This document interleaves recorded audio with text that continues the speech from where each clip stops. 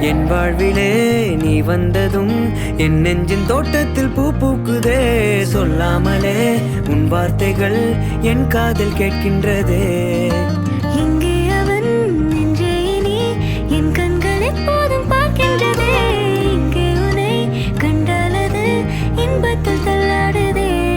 தவிச்சேன் நானே உன் பார்வைப்படத்தானே.